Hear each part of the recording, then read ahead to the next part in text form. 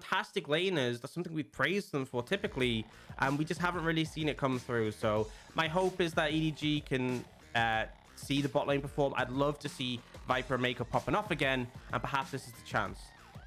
Well, we'll have to wait and see. We're going to jump straight into picks and ban. EDG on the blue, TT on the red, the Viego, the Twisted Fate, honestly, thank God, and the Gangplank have been banned away alongside that Lucian, which, funny enough, actually, we haven't yet seen the Lucian red side ban drop a little bit in priority if teams have figured out ways of dealing with it. Yeah, it's definitely been a lower priority. I specifically remember near the start of the split, the cluster Renata picked by FBX into EDG, where they tower dove them before EDG's bot lane didn't hit level 2. That was a pretty fun one, but we've seen people learn how to answer, learn how to deal with. But I still think Lucian Nami, if you can't cut them down, if you can't shut them down, can really take over a game. So I kind of understand that being the ban away. Still, Wukong open and available. So perhaps TT end up banning that one here. But Zeri is also on the card, so I guess pick your poison. Yeah, pick your poison indeed. The Azir are going to be banned. I mean, I like this because then, they take Zeri's share, but you take Wukong. Yeah, I mean, you get the very, but, as you say, you swap it out. But I will say, if you're picking the Senna now, you got to pick the Wukong on base shot. Yeah, okay, cool. Okay, thought I was going to be panicked there for a little bit. I was like, if they go Senna Tam Kench right now, I'm going to scream. But it is the Wukong trade. Plus, you get the Senna, which obviously TT are saying, look, we have an answer into the Zeri. If we go to the Senna Tam Kench, or even the Senna Seraphine, that is something we know can deal with this bot lane. Yeah, and honestly, even if they weren't gonna pick the Wukong, I mean, even if they weren't gonna pick the Wukong here, which obviously I think they should have done, I like that they don't pick the Tahm Kench up immediately, because I feel like overcommitting into the Tahm pick when you don't know the enemy support can be a bit of a misplay, in my opinion, because we've seen times where they'll just take Zeri, Yuumi, and look to outscale. Now, this situation, I could see you taking the Tahm. First and foremost, you're up against a Vi. Tahm does very well into Vi for obvious reasons. She ults already carry or whoever, and you can gobble them out of it. And on top of that, you're now going into the next ban phase where you can ban away things like the Yuumi to deny it from a pairing with the Zeri. So I expect TT to go towards that. I also mentioned EDG have played this Vi Ahri combo before, and JJ went super ham. And the thing that I really praised was that Scout, every single time JJ ulted, no matter how deep he went, no matter how far he went, Scout was always able to catch up with his mobility and make sure that whenever the ult connected, there was a charm to follow. Now, obviously, Tahm Kench can disrupt that, but still, EDG definitely confident with this combo. Now, Kayle, we've seen targeted the top lane. I still think that Yuumi has to be a ban. I think it has to come out right now. You're leaving Yuumi and Zeri on the same combination. Not only that, but with Viper, again, arguably the best AD carry in the world. That is Mako just going with the Yuumi Will skin as well. I was gonna say, and you said you wanted to see, Mako step up as a player and really get improvement. You don't really need to do a lot as a Yuumi if you end up getting it picked up for yourself. So we'll see what the side of TT do end up banning last. Alessandra's been taken away. The Gwen is going to be the final one, so the Yuumi is still there. They're either very confident, very brave, or very foolish. We'll have to wait and see. Yeah, I feel like it's a bit interesting that they're banning away these, especially since they're the ones counter pick. I feel like the mid matchup, so you could just take mid for Yukal here, give Hoya counter pick, and his debut in the LPL would put you in a decent spot. But it looks like EDG obviously just banning away mid lane answers to the Ahri, and it looks like Hoya might just be going towards a Gnar, which, it isn't too unexpected. I did say before we started, Gnar is a bit of a signature pick that we saw in the LCK. But you already know the mid lane matchup, and you're opting to blind this top instead. Not exactly the best scenario to be in. I prefer this, if I'm going to be honest, if they go in this other direction. And they are going to take the Swain for Yukal. Yeah, big kind of, long extended fights. You think about how hard it is to kill a Senna, a Tahm Kench, even now the Swain, just how long these fights are going to go on, because you can't really burst out any of these targets, all things considered. You have the Devour to keep the Senna safe. Wukong is naturally tanky the more levels he gets, of course, with his passive. So these are good little picks here to pick up for TT. They're not going to get bursted out like you would expect with something like a Vi Ahri combination. Yeah, and I think as well, when there's a lot of short-range picks from the side of EDG, Swain functions well. And obviously, Vi wants to be coming into you. Ahri can kind of play around the range with her mobility, but even so, you're going to check things like the Gnar. If they do come in range, you can obviously just drain them with that ultimate. Now, we'll see what Mako opts to go here. He is looking towards the Enchanters. I thought Yuumi might end up going for the Lulu here. We'll see what they end up, and he will end up going for that one. So still going in the Enchanted direction. just not quite the one we necessarily expected. But obviously Lulu is another pick that does sync pretty well with the Zeri. And now Hoya, his Gnar has been denied. Might look towards the Gragas, which I think is a completely fine matchup into the Gnar. Obviously, as much as Gnar has a range advantage, you have decent wave clear, you have decent sustain. You can trade with him with your barrels, can set up plays when he's a mini Gnar with your cask to try and engage. And TT will lock that one in. And again, it's just good kind of long, prolonged, you know, setup in a fight where if the Gragas is very difficult to burst down. It's a very tanky team coming out from TT where it's not going to be very easy for EDG just to pick a target and go unless they're very severely isolated. And even then, depending on who they choose, they could end up, you know, delaying them for quite a long time. So TT, they're going to be happy enough with this draft. And again, they got the Wukong, the strongest jungler on the patch right now. And for EDG, I feel like they're the ones that are going to have to be proactive, especially with this Vi pick in the jungle. Yeah, I feel like I like TT's comp as a whole. I feel like as well the team fight's going to be really powerful. It's so hard to punish that setup because of the Tom. The problem I have is the Zeri, and it's not just Zeri in general, it's Viper's Zeri. He managed to get his hands on this earlier in this split after the buff, and I think that has been the strongest Zeri performance that I've seen, period. He just absolutely completely took over on the pick, consistently landing those crit Ws, really hard to punish their team fights. You have the Lulu as well to buff you, give you movement speed, give you shielding, shut down any potential threats like a polymorph or a Wukong can be massive. So that's my concern. Ultimately, I feel like also a bit of a problem with it is that, you know, as much as we talked about Swain works well in the short range compositions, Ahri and Zeri are not easy to keep in your range. Even if you get something like Rylai's, Viper can kind of just speed outside. Scout can use his dashes to disengage. So we'll have to see. We'll have to see if EDG can use those tools to deal with what TT have on offer. We'll have to wait and see. We are jumping onto the Rift for the first game of the day and the first game in this best of 3. It is EDG versus TT. We'll have to wait and see how everything ends up running out for these two teams because, again, like we said, lots to improve for both these sides. TT, you just got to try and keep it together for longer than 20 minutes. And for EDG, it's been about, as you said, the top lane and also Mako on the support to really kind of step up and prove again why they are the reigning world champions within, you know, the LPL and the world, of course. Let's talk about what both teams kind of want from the early game. I feel like for TT, you're not really going to have prio in the solo lanes. So Bayshon, I expect to path down towards bot where Puff and Southwind can offer a bit more. I do obviously double range matchup for EDG can offer them some early pressure. But ultimately, I think EDG, when I look at the Vi Ahri combo, I think you can just set up for ganks mid. If you punish Yukal early before he has the ultimate available, before he has this much wave clear, like get an early push, have the wave bounce back, and then punish him then. That's a prime opportunity to get a lead in this lane matchup.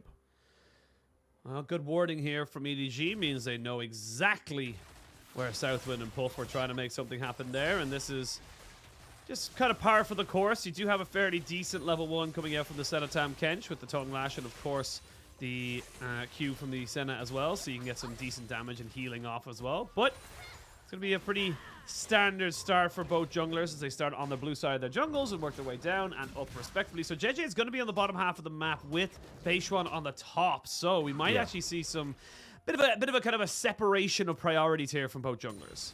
Yeah, and I think it's the right call from Bayshwan. There's a ward on the enemy red, and I think he makes a decision. You know, he knows he's not going to have mid prio eventually in this matchup, so he opts to go for to be on the opposite side of the map from JJ to avoid him.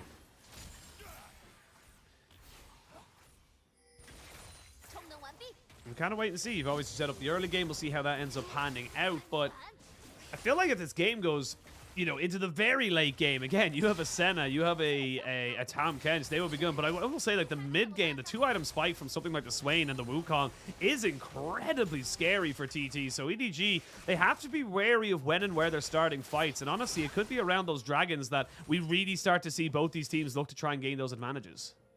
Yeah, I think as well, like, dragons have been such a pivotal piece of the game at the moment with the slower paced games, with the fact that scaling has been more prevalent because, you know, durability changes, less able to punish early. We've seen a scenario where dragon fights are just such a massive factor, and being able to stack them really can make a big difference. If you're looking to scale, early dragons gives you more time. if you're looking to try and get advantages early, you want to secure those dragons to have that soul potential. We do see Scout has been kind of setting up the wave so that it's pushed towards his side of the map, and as a result, they burn that flash, and now play top. Oh, Flandre's on the wrong side of the map. He flashes away after getting the hop back. The flash forward by Beishuan. He's got himself a dummy as well. One more auto attack should be good, but no, Hoya flashes in with the belly bop, and that is first blood to TT. Yeah, Hoya wanted to play it safe. He does not want to wait for Flandre to potentially have the hop again. I like the flash, though, from Beishuan. He flashes away from the Q from Nar so he doesn't get slowed. A nice first gank, taking advantage of the fact that Nar is going to have Prio in that lane.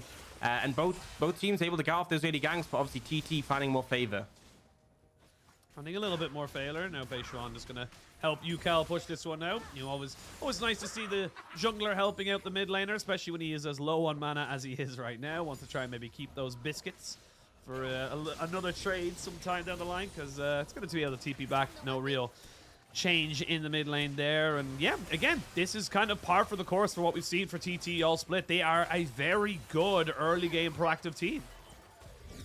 Yeah, and that's the thing is, as we talked about at the start of the day, it's about continuing that pace, seeing what you can do from there. We see JJ invading here. Bot lane has Prio with that double range matchup, so You can't do it. yeah, it looks like he spots out Beishuan, doesn't opt to continue. It does mean they have information, though, for the bot lane. So Beishuan might be trying to go for something for a bot lane play, but it's just not going to work.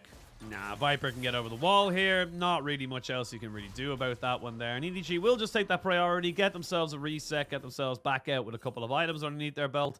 And yeah, nothing too untoward. I will say that Flandre, after getting killed on the top side, recognized he probably doesn't want to be as pushed up as he previously was. So he's actually gone with a Cole this time around. So he's going to be a little bit more passive, looking to try and stack that up and get himself a power spike, again, around maybe the second Drake of the game. Yeah, and honestly, we've seen Nar be pretty monstrous up into the later stages of the game. He obviously scales really well on the side lane, able to run you down with like the Triforce. But also in team fights, I feel like Nar has just been such a massive factor. Saw it the other day where we had that massive play from BLG, when it was the stolen and moon roll combined with the Nar ult as well. And so I think Flandre, if he can just build up a lead in this matchup, get it as he already has a CS lead, stack up that Cole, can really be a prevalent threat later on. And let's have a look at TT as an organization, because let's be real, success has not exactly been a common thing for TT. You know, it's been a bit rough, as you say, but it is something that, the only way is up. Yes, they have gotten pretty much last or very close to last in a lot of their seasons, but this is an organization that is very committed to the league. They have invested in quite a lot of young talent as well, and they tried to kind of mitigate that from last season to come now into this one with Puff and Southwind, who are a little bit more veterans. So they are looking for success in different ways, different ventures. They're just not quite finding the set combination just yet. Yeah, and I think, we've seen a lot of switch ups. This is a roster with, like, obviously you've seen Hoya come in as a sub. Still trying to find out what works best for them. They have, different players coming in spring. That's when we saw Yukal first. We also saw Chieftain. And I feel like they're just still trying to work out what is going to make it happen. I think Beishuan has been a fantastic addition, though, and has really thrived in trying to get them those early leads. It's just a matter of them being able to consolidate it from then onwards. And you have to take note, JJ able to pick up that dragon, spending a decent amount of time on this bot side, and is going to look to steal away a blue, so a trade of those. But obviously with him getting the dragon, pulling ahead in terms of those neutrals over TT, over Beishuan. Yeah, getting a bit of a split map at the moment. We're seeing Beishuan spending a lot of time on that top side, and as you mentioned, JJ spending a lot of time on the bot, who's kind of par for the course when the Vi does start off at the top side of the map and moving her way down. So see what they end up wanting to go for. Again, not really expecting them to be able to go for any real dive. You have a Lulu. Yes, you have a little bit of CC with the Vi, but even at 6 with against the Tahm Kench Senna, extremely difficult to actually make work. So very unlikely that we actually see that one happen. And again, EDG just happy to let this one farm up. We will see an ultimate, though, come out straight away from Viper, as he's got a little bit of a pressure point. They are pushing them back underneath the tower. Beishuan is here. EDG need to be a little bit careful. They now know it's a 3v2, possibly a 4v2. They may have to get themselves out of here as quick as they can. The Lulu ultimate is still not available, but they've backed themselves away. Yeah, I'm not sure. I mean, I feel like they had everything set up to make that a good play. Yukal was there. If Beishuan connects the ultimate, they even have the W from Swain to follow up. and slow down Viper and Mako if they do end up flashing. So end up just not deciding to commit to the play, perhaps unsure if they could be counteracted by EDG. And now Bayshore, I think he's just dead. Nah, I don't think he's dead just yet because Swain is there, but he lost half his HP off of one combination. And now Scout can maybe be a bit of a nuisance here to you, Cal. I will say they don't know exactly where Hoya is, so they are a little bit tentative about fully committing to a 2v2 that might not be a 2v2, and they back themselves away. And you can see already, JJ, why we highlighted him, why we thought the jungle matchup was so important. He is just fishing for opportunities, trying to gain priority, and he does have a little bit of it on the Vi. The Vi is very powerful, especially at level 6. Yeah, I mean, with the ult, it really means you have to be cautious about overstepping. Just press R. There's limited amounts you can do to try and mitigate the fact that you're going to get locked down. And we've seen Scout and JJ working together quite a bit. Like on that invade, they know if JJ goes deep for a play, the Ari can follow. Now, Viper Mako actually going to do the red here. So because we've seen JJ steal away the opposing red, he has his bot lane pick up his own. JJ's going to start up the Herald, but a contest is looking to come out of here. And bot lane, neither side is anywhere near being able to contribute on this one. Yeah, they're not going for, but Scout is off into the wings, so he's trying to see if someone just gets a little bit too close to that banana bush. You know, they're kind of getting a charm, another good combination, but nothing ends up happening. So we see a contest of the Rift Herald that does stop it, but at the end of it all, a red buff was secured by Viper, so he gets himself a nice little early buff that the AD carries don't tend to see, and EDG, again, just slowly trying to see if they can push and pull TT in different areas.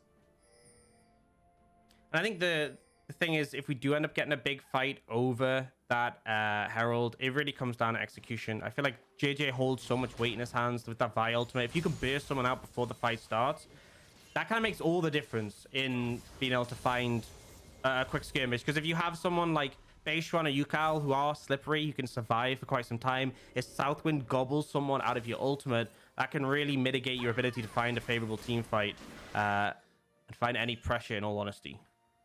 We're going to have a little bit of time. It's a bit of a slow burner there, Ox. We got a first blood at the top side, but that's about it. As much action as we currently have. And we're going to talk about, you know, where you know, we kind of see the LPL, I suppose. How's your LPL summer been so far? You know, exceeding expectations, or, you know, kind of where you thought it would be? I feel like kind of exceeding expectations in some ways. Like I thought RNG would have a slower start. I thought V5 would have a slower start due to Ricky not being here. You know, the fact that Dreams come in and be so strong has been kind of sick, ultimately. So, you know, I feel like it's been a pretty strong split so far, and I'm hyped for Worlds. We have so many teams I think that could potentially be contenders for those spots and would serve the LPL well. You know what's the great thing, or the sad and great thing, is like we get MSI, and I'm like, yeah, I really wish this was Worlds. That's how I always feel every single year. It's like, I love MSI, but it's always just a moment or two of just like, it'd be great if this was the full, yeah, it just gives you a taste of international, and you just wish you had a little bit more. But yeah, I'm excited. I'm excited to see, you know, what teams we have. And you know, we kind of have a, you know, a setup to see where we had a little bit of a pause there. I did have our producer in our ear, but it was incredibly distorted. Yeah, I'm excited to see what kind of teams. We have like 6 teams, in my opinion, that have a fairly solid chance of getting top 4. So it's going to be a bit of a battle, to say the least. But we do, of course, have a pause. We do apologize. We are, of course, going to see what the issue is. Thankfully, nothing too massive was happening at the moment, so it should be pretty easy to reset and nothing too untoward happened. But yeah, it's so always far, EDG. slow game. I don't know. It I don't know is if it's always EDG who are responsible for this pause, but EDG have had a lot of pauses so far this split. So perhaps could be another issue there. But yeah, I feel like in terms of looking towards Worlds, EDG are a team who by all means should be going to Worlds, right? Yeah. The fact that they've kept the same roster, this roster that won Worlds, again, you know, with 3 LCK teams in the semifinals, had to beat RNG to even make it to the semis. Like, I think Spring, a lot of people were sort of questioning how they've ended up in this position, especially when we still had like the playoff series where Scout was popping off, where Viper was still so solid throughout the split. And the fact that, you know, we're coming into the summer split, there's still some of those issues there. We're back. We're hoping EDG sort those out, fix them, and don't find the play. Yeah, I don't know, man. I feel like you have Yukal walking up there to face check. If you just have Vi be the one to initially engage, you can't dodge the ult. And then it's a guaranteed charm. Yeah, well, doesn't work out. Just going to go back on your point about who's going to be making it to Worlds and whatnot. Don't forget, we do, of course, have championship points. EDG only have 10. They only have 10 points from spring, so they are they were 7th or 8th, I believe, 7th and or 8th in spring after the playoffs. So not exactly a great start for the reigning world champions to try and defend their title. But again, we do expect them to have a little bit of a stronger showing. So you see, ooh, Oh my lord! damage them is a both. lot. Okay, the heal and the Devourer has to come out right as Beishuan has started up this dragon. That means you don't really have priority, but Hoya is here. They go in, they do find the charm on the Beishuan, but he has to use the Cyclone, and then you get the Demonic Ascension. There is the ultimate as the dragon has been secured. EDG steal that away, so JJ gives his life for the objective. Mako trying to see if he can maybe be a buffer right now as, oh my god, Viper just gets bounced around the house and gets taken down. TT, they lose the objective, but they gain themselves a kill advantage. Yeah, EDG manages to secure it. JJ getting the smite, but honestly, credit to Hoya. He was the one who actually ended up blocking the charm. I said it would be a surefire thing, and we got the seed. Oh, Hoya has flash, but so does Scout, so I don't think he'll go for the play. As I was saying, the vial into the charm should be a surefire thing. JJ and Scout have been so good on this, but we end up seeing Hoya blocking the charm for Beishuan. And something we didn't mention earlier, so many plays have been taken by Puff and Southwind, right? Viper and Mako went for the red buff earlier and ended up losing a ton of plates for it. So we'll get the replay, and I'll kind of break down specifically why this didn't go well for EDG. They go for Beishuan here. JJ manages to give him no opportunity to press W, but the charm ends up hitting Hoya. Beishuan gets his ult off, causes a disruption. As much as JJ manages to get the dragon, we do see the jungler for EDG go down, and Viper's quick to follow. You can see there, Viper just getting thrown about the place. And the power that we talked about in the champ side, very difficult to burst down people in this composition, especially the longer it goes. The Wukong, the Swain, even, of course, everyone else, like I mentioned, the entire team, they will just get tankier and tankier, harder to just take out. And honestly, Hoya has actually gone with a very interesting. He's gone with the Night Harvester, so he's looking to completely 100-0 out someone. Yeah, so the reason we're seeing this new Gragas build is we saw Gragas get some nice buffs to the AP ratio in his Q, some cooldown buffs to his Q and his E, but also we saw Night Harvester buff. It used to be 15 ability haste, it's now 25, and anyone who knows Gragas knows he loves ability haste. It's the fact that your E gets a flat 3-second reduction if you hit a unit, so with higher ability haste, it can be a very, very short cooldown, great against melee champions. And so he goes Night Harvester, CDR boots, and then he goes Ceres Embrace, because it gives ability haste for how much mana you have, so you're able to stack up a ridiculous amount very quickly and for quite a cheap amount. Yeah, good economy there as Hoya now making his way back down. JJ's still there. They know he's roughly somewhere in this area, but they're going to TP and fully committed to Hoya because remember, he has the Night Harvester. He's not going to be that tanky. He flashes away and gets the belly bop as well. The TP was actually cancelled. Scout did not quite get that one as imagined. The Never Move was used. Yukal's actually using his ultimate in the bot side as well. I can see that on the cooldown. So, TT, they survive a little bit of engage. They are still up in gold as we can have a look now at the picture-in-picture. This is just good heads-up play. Yeah, just really good heads-up play. Yeah, I guess the ward being there. Scout didn't expect it. Ends up getting caught out and the TP being wasted. We do see the Mandate build come out from Yukal. I know a lot of people have been critical of this. I feel like Leandri's, everyone talks about this being higher damage, and it definitely is in the 1v1. The nice thing about Mandate is not only is it cheap, but also you get movement speed every time you proc it. Like if your ally consumes the mark, you get extra movement speed. And one of the biggest issues Swain has is sticking on his targets, particularly a game like this where Scout and Viper are so mobile. Having that extra movement speed from the Swain can make all the difference. Plus, you don't have that many tanks on the enemy team. You don't have that many people who you're getting max Leandri's burn damage on. So I can kind of understand it, this situation. And obviously, you will be wanting to pick up that Rylai's later on just to ensure you have the permanent slow with your ultimate to keep applying those Mandate procs. And as well as that, like you look at TT's composition, you don't really think the Swain is... It doesn't have to be the sole damage carry of his team. To be able to facilitate, to constantly be on top of people when he hits that 2-atom spike with the Rylai's Crystal Scepter, to enable the Wukong and even the Gragas as well, is going to be very, very pivotal for the side of TT. But now Rift Herald has spawned again.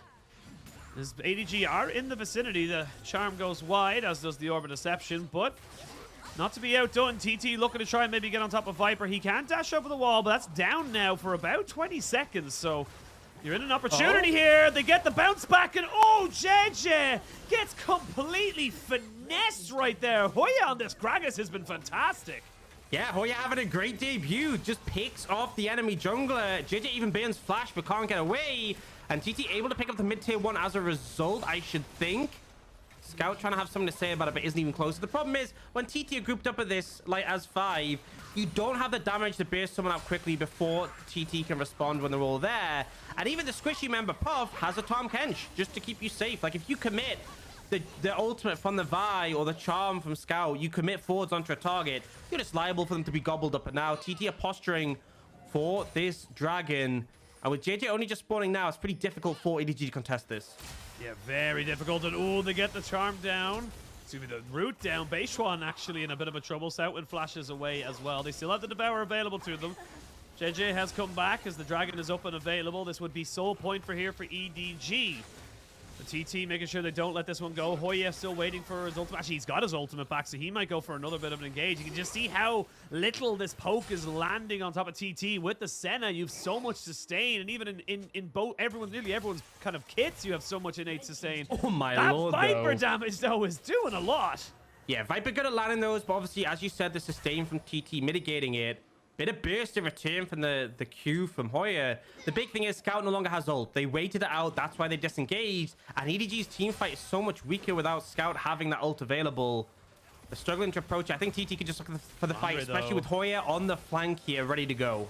Flandre's going to have Mega Arm very, very soon. They jump onto Hoya. They can probably commit there, the ultimate as well. And they try and just burst him out, and it's exactly what they do. TT get the dragon, though, and they only lose one. Yukal does not get caught out by Flandre, who's now a little bit caught out. He gets dragged back by the Never Move. They jump back in with the Cyclone, but Beishuan, not exactly the best situation to be in. Stoutwin now trying to run away. Has got the great health, just about keeps himself alive. But look at Viper. He's feeling confident as he's got Scout and the rest of EDG on the back of him saying, look, keep going, buddy. You know you can take him out. It's Viper picking up another kill. And now Puff and Yukal are kind of lost, a little bit afraid, and can just take out Viper. Yukal will fall for it.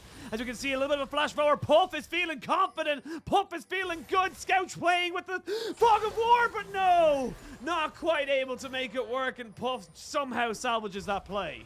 Puff manages to redeem it, but man, it felt like I was getting deja vu with TT. They had the dragon, right? Yes, they lost Hoya, but they were out. Beishuan had flash. I thought, you know, he was waiting for his W to get over the wall, but then he decides to go in for the kill.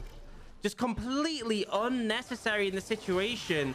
Hoya is on that flank, gets spotted out and bursted. This is kind of what we're talking about with EDG's composition. Great at picking off single targets. And then here, Yukal has a great flash. And Beishuan, he has flash available. He also might be waiting for his W, but he should just be able to get over the wall. Instead goes in, you're against a Lulu. It's not going to happen.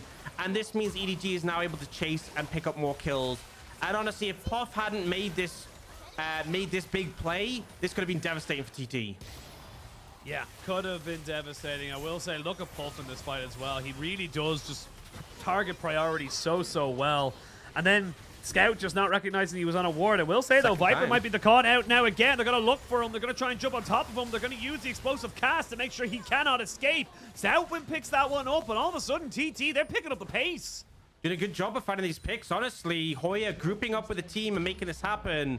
Downside is he is allowing them to lose farm in the side lane to this overgrouping, but they're now going to try and force Flandre to TP down to contest this one. A lot of sustain for TT. The Baron is still doing heavy damage.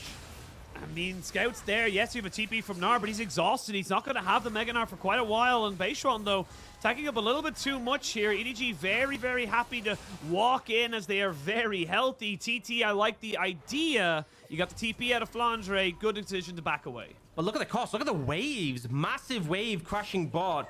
Wave crashing mid as well. TT just going to lose so much gold on this just on the fact that their waves aren't in a good position. So, yeah, they get a TP, but at what cost? It's tough. And again, TT, we've talked about this before. They're very good until a point. And past 20 minutes, this is usually when they decide to try and throw things to the wind. Beishuan doing it in that last fight does feel a little bit, Flandre. Unfortunate, not getting over the wall. But for EDG, still not seeing a lot of great things coming out for them. Again, it feels like they're still relying on a little bit of the hands diff. Yeah, and I mean, this is just a great play from TT using that pocket of vision to get over. Hoya does miss the cast, but essentially meant that even if Viper moved down towards there, he would be knocked back in. And Viper, I feel like it's such a massive piece for this composition. He has the boosts from Mako. Obviously, can give him movement speed. And with the Shirelias as well, like even more movement speed. So I feel like as much as JJ and Scout have that pick potential to catch off targets unawares, Viper is going to be doing a large amount of the work. And we started looking at some of the items coming in. Seraph's completed for Hoya, so he's going to have a ton of ability haste. We have the Rylai's for Yukal, so the Mandate procs are so much easier to apply. Warmogs for Southwind. Wow. We're talking about the poke being an issue with Viper on the Zeri. Obviously, he's going to be able to weather that significantly easier. Yeah, minute till Dragon spawns. You will have pretty much all summoners available for both sides. Beishwan now going to recognize that Jeje is in the area and probably assume that EDG are setting themselves up. Banshee's Veil has been finished up for Scout, so he's going to be a little less susceptible to getting caught out by tongue lashes or even roots from the Senna. And now we got to wait and see. I will say, got to give props to Puff. 3-0-3 on the Senna, really holding his own right now in this matchup. Again, against one of the best bot lanes in the world, specifically one of the best AD carries in the world. And he's doing very well to hold his own. Yeah, and stacking up a fair bit of souls. And I think Viper's not quite at the big point with Zeri. You kind of want those 3 items, the IE increasing your zap damage, a big factor. But both teams posturing heavily for this one. EDG are the ones who have control of the Dragon area. Oh, Hoya. Don't know about that one, Chief. He does end up losing his ultimate and thought the belly bop. Maybe he thought he had the barrel there to try and maybe get rid of the Banshees. I'm not quite sure, but they do get the ultimate out. Yeah. When not quite Scout what has you want to Banshees. see. Yeah, not quite what you want to see. Puff will throw a ward over. Beishwan almost dead already before anything can happen. He actually has to smite the Raptors to try and keep himself healthy. They're going to have to back themselves away. So, Soul Point. Flandre flashes in, lands onto 3, and that's Beishwan just dead before the fight can really begin. Now, Yukal, can he do much with this? Swain, is he trying to see if he can take down Flandre, but he's too tanky. Now, Hoya, seeing if he can try and kite back from Viper, who's just keeping his distance ever so perfectly. A flash from Yukal means he's able to try and keep himself just at arm's length, but Scout's wrapping around, looking for more. They're going to land a little bit of poke, a little bit of a slow, and Scout's not willing to let them go. He'll know he's coming. He won't land the charm, though, and that means that EDG won't be able to find any more kills. It looked like it could have been a lot worse, but TT get away with it. Yeah, they don't want to chase more where they don't have vision. Obviously, face checking to the Gragas again could be risky. And it just ends up being a bit of a messy fight there, and that's one of the concerns into this EDG composition is the chase down potential. You see here, the slow from Flandre into the W from Viper just takes the fight out of Beishwan. He has to back away. And then Flandre finds his window, ends up being able to burst out the Wukong before he even pops ultimate. Southwind trying to get in range to gobble and just not able to get there in time. And then TT kind of know they're not going to be able to continue this fight. That we see the eat from Tahm Kench save Hoya. But at this point, it's just kind of EDG trying to chase them down, using that ability, using Viper's ramping speed. You can see just how much this Zeri is able to do in those extended fights as well. Just constantly, as you say, getting that ramping speed, getting those Qs down, and really being a nuisance to the backside of TT. And for EDG, it now equals about a 1,500 gold lead, which doesn't seem like a lot, but they do have the 3 dragons as well, so they are working themselves towards the Cloud Soul. The Baron is still on the table and up for anyone to really try and take, as we have a quick moment to wait for EDG to honestly start setting themselves up for this Baron. They really want to try and, you know, put a nail in this coffin that is TT's. Yeah, I think EDG can honestly play it slow. I think one of the things that's important for them is the fact that they have Soul potentially on the cards. And a lot of people like to diss Cloud Soul. I actually think it's pretty big here when you have compositions that a lot of the way they interact with each other is based on movement speed, right? With Viper being able to kite so effectively and ramping movement speed with the ultimate. The ultimate not only gives you a burst, but you also get that flat 10% movement speed increase. It can be the difference between Yukal staying in range of you and slowing you and constantly dealing damage and just kite him around and him never really being able to get in range. Yeah, it can be a pretty big game changer should EDG be able to secure it. It is 2.5 minutes away, so a bit of time before then. You've got TT now looking to see what they can make work. They can't really contest Flandre in a side lane anymore. You can see Hoya needs to be with his team. He is the primary damage dealer in this composition. He's going to be the burst that catches out Viper if they can find him. So he needs to be with his team. And right now, TT is still doing a very good job of just catching out everything, you know, that EDG have put down, getting all that vision, and making sure they can maybe clear out a little bit more and be a little bit secure in their own jungle. I think one of my concerns as well is the side lane. Flandre is getting so strong, and he's building towards the... Oh, you Cal. Oh, you Cal. I think JJ might actually feel this one here. He's going to go over the wall. You got to imagine. Yep, there it is. He's not even going to ult. Never mind, he is. And Flandre will pick that one up. No questions asked. JJ has been looking decent on this Vi and really picking his moments. But Yukal, again, just getting caught in a side lane. It's kind of a repeat of every single series for TT. And here's the kind of problem is that we have a situation where both solo laners for TT are AP. Both of them are going to be really struggling to deal with the Gnar when Gnar does have that force of nature. And so as a result, I don't think there's anyone who can comfortably handle him. There is not. We are going to see them pushing in towards that mid lane and kind of, again, just setting up shop around this top half of the map and saying, look, either the Baron or the Dragon will take either, if not both. So for EDG... pretty easy pickings right now. And honestly, I think, you know, as much as we were kind of, you know, asking for EDG to improvements, there was still issues in this game for sure. But I think Flandre has been given kind of the run of the mill. And even though we said we wanted to see him step up, he hasn't 100% given us everything he wanted to. But on this Gnar, he really is showing how comfortable he is on this pick. Yeah, taking the pick away from Hoya and then really working well on it. And being just a thorn in the side, being a massive threat in team fights. I think Gnar is such a powerful pick on the current patch. Now we do have EDG grouping up. They're not on the Dragon first.